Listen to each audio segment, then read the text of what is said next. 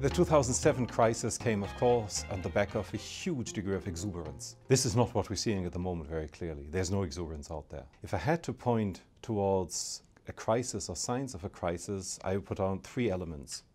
The first is geopolitical. In a way, we are already in a crisis. If we have two nations threatening war or nuclear war, we have the Ukraine issue not being properly solved. We have Syria not being properly solved. The second, I would say, is demographics. We do face the aging, and it's creeping in. It's getting material, not only in Japan, not only in China, but also in parts of Europe. And this will put a lot of pressure on the social security systems. The insurance sector is very tightly managed in terms of capital, but many corporate pension funds are not.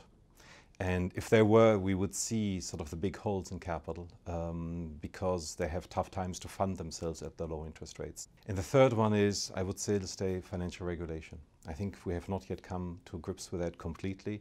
We have imposed on the banking system in Europe some which is very onerous, very heavy, very complex, which not only makes securities trading safer, which is good, but it also makes the classical plain vanilla lending business of banks more difficult. And I believe that's an ingredient where we see an investment crisis at the moment. I would differentiate between sort of regulating securities business of banks, the whole discussion about the Volcker rule, the trading book and so on. And that is certainly very relevant because there was too little capital.